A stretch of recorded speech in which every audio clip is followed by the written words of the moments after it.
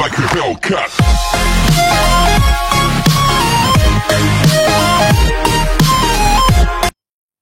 Hai, Assalamualaikum. Saya adalah Cikgu Azza Zakiah binti Mat Saleh. Hari ini kita akan mempelajari tajuk Sains KSSM tingkatan 5 iaitu tajuk 3.1 Kitaran Hayat Produk. Okey, sebelum kita mulakan belajar, mari kita membaca surah Al-Fatihah iaitu surah pembuka dalam Al-Quran bagi menerangkan hati-hati kita. Bismillahirrahmanirrahim.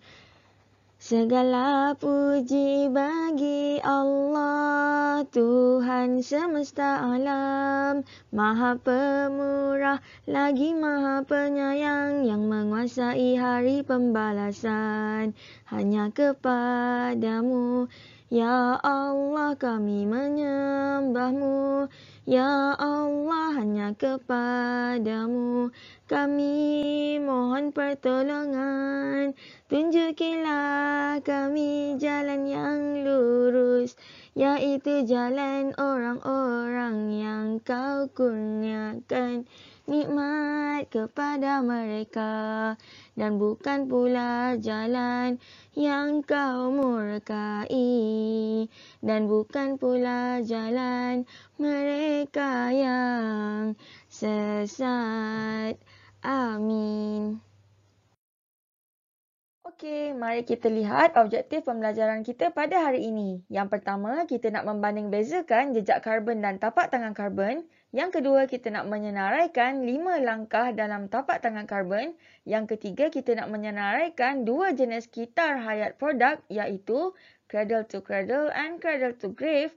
Yang keempat, kita nak menerangkan kesan mikroplastik dalam siratan makanan. Dan yang terakhir, kita nak menyatakan apakah maksud upcycle. Okey, mari kita lihat gambar ni. Awak perasan tak cuaca sekarang sangat panas? Sebenarnya fenomena ini adalah fenomena pemanasan global. Tapi adakah awak tahu apa punca pemanasan global? Jom kita belajar.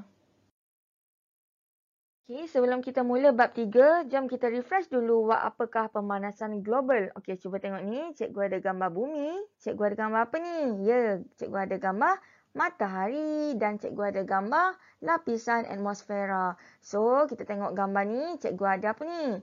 Ya, asap kereta. Untuk pengetahuan awak, dalam asap ada gas karbon dioksida. So, hari-hari ada tak asap kereta? Ada. So, maknanya karbon dioksida makin lama makin banyak. Betul? Okey, yang kedua cikgu ada siapa ni? Ya, cikgu ada asap kilang. So, dalam asap ada karbon dioksida juga. So, nampak ni hari-hari ada tak kilang buka? Ada. So, apa yang berlaku? Makin lama makin banyak karbon dioksida ni. Alright. Yang ketiga adalah cikgu ada pembakaran terbuka. So, bila pembakaran terbuka, dia akan terbakar, akan keluarkan asap. Betul? So, bila ada asap adalah karbon dioksida. So, karbon dioksida bila ada banyak pembakaran terbuka berlaku, makin banyaklah karbon dioksida di atmosfera. Boleh? Yang keempat, cikgu ada apa ni? Orang tengah tebang pokok. So, cikgu ada nama dia adalah penyahutanan. So, bila hutan tak ada, karbon dioksida akan makin bertambah. Kerana apa? Kerana pokok akan serap karbon dioksida untuk proses fotosintesis menghasilkan oksigen. So, awak perasan tak dekat sini? Semua aktiviti manusia ni telah menyebabkan peningkatan pelepasan gas rumah hijau iaitu karbon dioksida. Jom kita tengok apakah berlaku, apa yang akan berlaku kalau karbon dioksida banyak sangat. Tengok apa yang manusia buat ni. So, nampak cikgu ada matahari. Matahari akan keluarkan haba dia. Okey, cuba tengok arrow merah cikgu. Nampak? Sebenarnya haba ni dia nak keluar daripada atmosfera. Tetapi apabila terlalu banyak karbon dioksida, tengok ni apa yang karbon dioksida buat. Karbon dioksida dia akan memerangkap haba. So, bila dia perangkap haba, haba boleh keluar tak? Tak boleh. Bila tak boleh keluar, inilah yang menyebabkan peningkatan suhu bumi. Sebab tu bumi jadi makin panas. So, sebab tu kita boleh panggil dia sebagai pemanasan global ataupun kesan rumah hijau. So, perasan tak kenapa bumi makin lama makin panas? Sebab inilah, sebab semua aktiviti manusia, asap-asap kereta, asap kilang, potong pokok, pembakaran terbuka. Sebab itulah bumi makin panas. Kan? Tetapi Allah, dia telah cipta satu benda yang boleh serap semua karbon dioksida ni. Cuba teka, apa dia? Ya, betul. Nama dia adalah pokok. Pokok boleh serap semua karbon dioksida. Jadi, tanamlah pokok kerana pokok boleh serap semua karbon dioksida dan boleh selesaikan masalah pemanasan global ini. Senang kan? Okey, sekarang kita teruskan tajuk ni dengan apakah jejak karbon dan tapak tangan karbon. Jejak ni apa? Tapak kaki. So, nampak ni tapak kaki. Kita ulang. Nampak ni tapak kaki. So, sebenarnya jejak atau tapak kaki karbon ni akan meninggalkan kesan kepada alam sekitar. Alright. So, ini adalah tapak tangan. So, tapak tangan karbon lah yang akan kurangkan kesan jejak karbon tadi. Okey, mari kita lihat apakah jejak karbon. Untuk pengetahuan awak, jejak karbon adalah jumlah karbon dioksida yang dibebaskan ke atmosfera hasil daripada aktiviti individu, peristiwa, organisasi, komuniti atau produk yang digunakan dalam kehidupan harian. So, dia merujuk kepada impak negatif, maknanya yang tak baguslah, kepada kelestarian alam sekitar yang disebabkan oleh produk tersebut pada sepanjang kitar hayatnya. Faham ke tak faham? Okey, kalau tak faham, cuba tengok gambar ni. Okey, cikgu ada jejak karbon. Dia jejak ni tapak kaki tau. So, semua yang tapak kaki ni adalah yang negatif yang mengeluarkan karbon dioksida. Alright, contoh yang pertama, cikgu ada air. Kenapa? Sebab karbon dioksida boleh melarut dalam air. Sebab tu karbon dioksida banyak dekat air. Okey, yang kedua adalah pengeluaran asap. Kita pun dah tengok tadi, dalam asap ada karbon dioksida. Yang ketiga adalah melalui elektrik. Untuk dapat elektrik sebenarnya dia ada berlaku pembakaran bahan api fosil tau. So bila berlaku pembakaran tu yang mengeluarkan asap tu lah keluarkan karbon dioksida. Yang keempat adalah pengangkutan atau transport. Ni memang awak tahulah kan, asap-asap kereta memang ada karbon dioksida. Yang kelima adalah sisa. Sampah-sampah pun akan bebaskan karbon dioksida bila dia terurai. Yang keenam, cikgu ada makanan. Daripada awal makanan tu sampai habis, dia akan bebaskan karbon dioksida. Yang ketujuh adalah kekerapan penggunaan. Alright. Next, yang ke-8 adalah bahan api fosil. Bahan api fosil memang kita tahu dia membebaskan karbon dioksida. Okey? Okey, mari kita lihat pula tapak tangan. Okey, nama dia adalah tapak tangan karbon. So, apakah tapak tangan karbon? Tapak tangan karbon adalah merujuk kepada impak positif, maknanya yang bagus kepada kelestarian alam sekitar yang disebabkan oleh produk tersebut pada sepanjang kitar hayatnya. So, tujuan dia apa yang tangan ni? Ya, untuk mengurangkan jejak karbon yang tadi kan, yang kaki tu. So, mari kita lihat langkah-langkah dalam tapak tangan karbon. Okey, mari kita lihat 5 langkah dalam tapak tangan karbon. Okey, yang pertama adalah penggunaan bahan. Okey, kita nak guna bahan apa? Ya, kita nak guna bahan yang jejak karbon dia rendah. Okey, yang kedua kita nak guna bahan yang boleh baharu sebab dia boleh kurang keluarkan karbon dioksida. Kita kan memang nak kurangkan yang karbon dioksida, right? Karbon dioksida kan tak bagus. So, apa yang boleh buat? Contoh, cikgu ada simen dan cikgu ada kayu. Mana lagi bagus? Ya, yang bagus adalah kayu. So, gunalah bahan yang diperbuat daripada kayu sebab dia punya jejak karbon lebih rendah. Kan cantik je rumah kayu pun. Kan janji pada dekor. Wah. So yang kedua adalah kitar hayat dan prestasi. So untuk kitar hayat kita akan guna produk yang mempunyai kitar hayat yang panjang. Contoh bateri handphone kan boleh dicas mula. Contoh compare dengan bateri yang biasa tu pakai buang, mana lagi bagus? Mestilah bateri yang boleh guna semula kan, yang boleh charge. So tak adalah banyak sisa. Next, yang kedua adalah kita boleh guna produk yang cekap tenaga. Nampak ni? Pernah tengok tak ni? Ni adalah label cekap tenaga. So nanti kalau awak dah kahwin kan, awak kan semua dah tingkatan 5. Awak nak kahwin nanti carilah barang-barang elektrik yang ada label cekap tenaga 5 star. Kan? Baru bagus. Yang ketiga, okey, kita adalah penggunaan tenaga. So, kita gunakan sumber tenaga yang boleh baharu. Contoh, macam kat Malaysia pun, kita nak dapat elektrik, kita telah menggunakan hidroelektrik. Kita guna empangan. Yang kedua, kita boleh guna tenaga solar, iaitu solar panel. Nampak ni daripada matahari diserap oleh solar panel, dia boleh menghasilkan elektrik. Kan bagus? Kan, ni adalah sumber tenaga yang boleh baharu sebab hari-hari ada matahari, betul? So, yang kedua, elakkan guna bahan api fosil. Contoh dia adalah petroleum. Yang awak isi minyak dekat Petronas, Shell. So, ini adalah petroleum dan ini adalah kereta elektrik. Kereta hybrid atau kereta elektrik. Mana lagi bagus? Mestilah kereta hybrid. So, kurangkanlah kereta yang menggunakan bahan api fosil sebab dia akan ada asap. Asap itulah yang keluarkan karbon dioksida. Bagus ke tak bagus? Mestilah tak bagus. So, yang keempat kita nak tengok adalah sisa.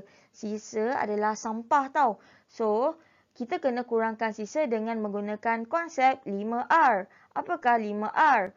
R yang pertama adalah recycle. Yang kedua adalah reduce, kurangkan. Macam yang ketiga adalah reuse, guna semula. Yang keempat, refuse. Tak payah beli langsung, senang. Yang kelima adalah repair. Maknanya kalau ada rosak, repair je, tak payah beli baru. Kan? Contoh, cikgu ada bilik. Satu bilik macam hotel. Awak suka yang mana? Yang kosong macam hotel ke yang crowded? Yang mana yang paling banyak sisa? Yang mana yang senang bersepah? Kan? Kalau cikgu suka yang ni. Kan? So, maknanya tak payah pun nak barang banyak-banyak. Bila tak ada barang banyak, senang nak kemas rumah. Bila nak pindah, kuranglah barang, kan? So, nanti Allah tanya pun tak adalah banyak barang nak dihisap, kan? So, next adalah boleh guna kitar semula dan guna semula. Okey, yang terakhir adalah tangkapan dan penyimpanan karbon.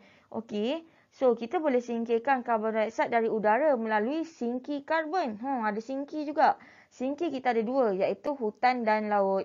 Kenapa? Kerana kalau dekat hutan, karbon dioksida ni boleh diserap oleh pokok.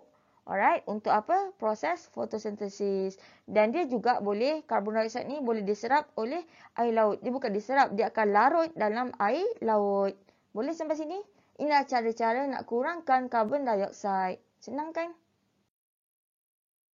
Okey, kita nak tengok kitar hayat produk. Ada dua, iaitu cikgu ada cradle to grave and cradle to cradle.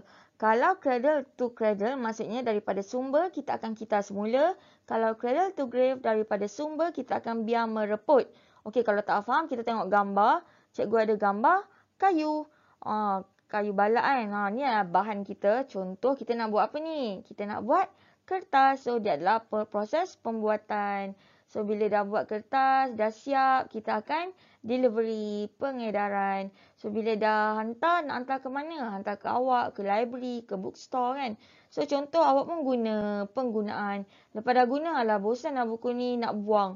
So, kita dah sampai tahap pelupusan. Okey, yang membezakan cradle to cradle and cradle to grave adalah pengakhiran dia.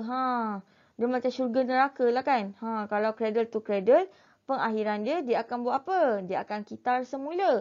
Berbanding cradle to grave, grave tu kubur. Dia adalah, apa yang dia akan buat? Dia akan biarkan sampah tu mereput. Awak rasa which one yang lebih bagus? Senang kan? So, kitar hayat, cradle to cradle and cradle to grave. Alright? Okey, adakah awak tahu apakah pencemaran ini? Okey, cikgu ada gambar ikan. Wow, cikgu ada gambar laut. Ya Allah, apa ni? So ni apa ni? So awak tahu tak ni pencemaran apa? Cerita ke? Ya, betul, ini adalah pencemaran air. Yang dekat jari bawah tu apa? Yes, itulah mikroplastik. Mikroplastik ni ada dalam rantaian makanan. So kalau awak tak tahu apakah mikroplastik, mikroplastik merupakan kepingan plastik yang panjangnya kurang daripada 5 mm. Alright, apa efek dia? Kesan dia sangat berbahaya apabila dia berada dalam badan organisma akuatik. Awak rasa kalau kecil macam tu ikan boleh makan tak? Kau confirm lah ikan boleh makan. So, nampak tak? Mikroplastik ni boleh dipindahkan melalui pelbagai jenis organisma sehingga boleh berakhir ke dalam badan manusia melalui pemakanan dalam siratan makanan. So, dia boleh menjejaskan kesihatan manusia. Senang kan? Cikgu ada gambar. Awak minum air, awak buang botol tu dalam laut, dia terurai jadi mikroplastik, ikan makan, pap, awak makan ikan. Lepas tu awak ambil air, awak minum, awak buang plastik tu dekat laut, jadi mikroplastik, ikan makan. Nampak tak? The process akan berterusan. Kalau you buang sampah, merata-rata. Nampak tak? Inilah kenapa macam mana plastik boleh sampai kepada manusia. Bahaya tak awak makan plastik? Adakah awak akan jadi plastik man? So, you boleh dapat kanser tau sebenarnya. So, cuba tengok ni adalah contoh pencemaran plastik. Ni adalah kesan dia terhadap hidupan akuatik. So, sangat kesian sebenarnya kan. Sebenarnya kan, tak payahlah buang sampah merata-rata. Macam cikgu pun, cikgu dia tong sampah tau dalam kereta. Cikgu sampai Petronas, baru cikgu buang. Sebab semua yang kita buat nanti Allah akan tanya. Contoh plastik yang awak buang tu, plastik tu lah yang penyu makan. Penyu mati. Macam mana nak jawab nanti kan? So daripada sekarang, tolonglah jangan buang sampah merata-rata. Alright? Okey, cikgu ada satu soalan untuk awak. Apakah cara kita untuk selesaikan masalah plastik? Awak rasa macam mana? Ya, yang pertama, kita boleh kita semula plastik. Yang kedua, kita boleh guna beg kertas. Yang ketiga, kita boleh guna beg plastik yang terbiodegradasi. Maksudnya dia mudah terurai. Jangan guna plastik biasa tu. Sebab tu, pergilah IKEA beli beg yang RM3 kan. Lepas tu nanti awak shopping lah guna beg tu je. Style apa? Kan? Yang keempat, you boleh buat apa ni? Bakar menggunakan incinerator. Dia pembakaran tertutup. Alright? So, yang kelima adalah larangan terhadap pembuatan dan penjualan plastik. Ni kita tak boleh buat lah. Ni adalah kena daripada kerajaan sendiri. Okey? Kita lihat. Okey, adakah awak tahu pasal Sharon Barak? Dia adalah seorang chemical engineer dan dia telah selesaikan masalah plastik. Okey, ni adalah Sharon Barak. So, tahu tak dia buat produk apa? Dia buat produk plastik. So, nampak ni dia letak produk dia dengan dia compare dengan plastik biasa. Dia letak dalam air panas. Tada! Tengok, plastik dia dah hilang. Compare dengan plastik biasa ada lagi kan? So, lepas tu plastik yang direndam guna plastik dia tu, nampak ni, still boleh minum. Bagus kan? So, maknanya dia kata dia punya produk ni biodegradable. Maksudnya dia mudah terurai. Dan produk dia adalah environmentally friendly. Sangat bagus kan kalau kita bawa ke Malaysia, right? Okey, kita tengok yang kedua. Adakah awak tahu pasal Marino? Marino ni adalah seorang saintis with PhD degree. Dia telah menyelesaikan masalah water pollution. Tengok apa dia buat. Nampak ni? Dia ada produk dia yang sangat environmentally friendly. Dia makan lagi. Lepas dia makan, dia kata apa? Ni organik ni. 100% organik. So, dia telah menggunakan nanoteknologi dan dia telah sembuhkan dia punya produk dalam laut. Tahu tak apa yang berlaku? Cuba tengok. Daripada macam ni, terus jadi macam ni. Hebat kan? So, dia memang bagus lah Dr. Marino ni. Marino ni dia telah selesaikan masalah air. Okay. Adakah awak kenal Low? Low ni dia telah menyelesaikan masalah glass pollution. Nampak ni dia ambil glass. Kan dia telah buat produk macam ni. Dia buat lagi candlelight. Lebih botol tu dia masuk mesin dan dia buat bricks. Kan. Lepas tu dia buat rumah. Power kan? Korang bila nak buat? Okay, next. Adakah awak kenal dia? This is Wendy. Wendy adalah ex-hotel manager. Dia telah membuat sekolah. Okay, ni dia. Nampak? Dia buat sekolah guna plastik. Dia selesaikan masalah plastik. Dia guna botol plastik ke. Lepas tu, dia guna solar panel. Dia telah menghasilkan elektrik. So, sekolah tu ada komputer. So, dia ambil botol-botol plastik. Dia jadikan locker.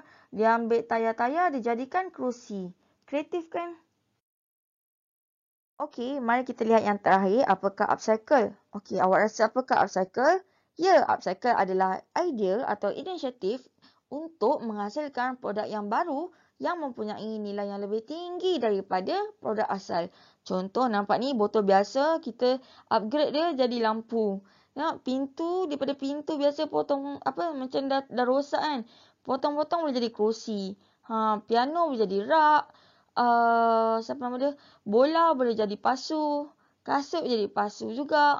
Gitar boleh jadi tempat rak hiasan. Kreatif kan? This is upcycle. Okey, bab 3.1 telah tamat. Mari kita jawab praktis formatif 3.1 bersama-sama. Okey, soalan cikgu yang pertama, apakah yang dimaksudkan dengan jejak karbon? Yang kedua, apakah 7 faktor yang mempengaruhi impak dalam produk yang digunakan dalam kehidupan seharian seseorang individu kepada kelestarian alam sekitar? Jejak karbon ni apa? Ya, jejak karbon adalah merujuk kepada jumlah karbon dioksida yang dibebaskan ke atmosfera hasil daripada aktiviti individu, peristiwa, organisasi, komuniti atau produk yang digunakan dalam kehidupan harian. 7 ni apa? Cikgu ada 8 tau. So, 7 ni adalah tenaga elektrik. Lagi air. Bagus. Lagi makanan. Bagus. Lagi pengangkutan. Apa lagi yang keluarkan karbon dioksida? Yes, sisa, gas rumah hijau dan kekerapan penggunaan. Bagus. Okey, kita tengok soalan 3. Soalan yang ketiga adalah apakah perbezaan antara jejak karbon dengan tapak tangan karbon? Apa beza kaki dengan tangan tadi? Jawapan dia adalah, ya, kalau jejak karbon, dia adalah impak negatif. Kalau tapak tangan karbon, dia adalah impak positif. Tapi jangan tulis pendek sangat. Buat ayat macam ni, okey? Senang kan?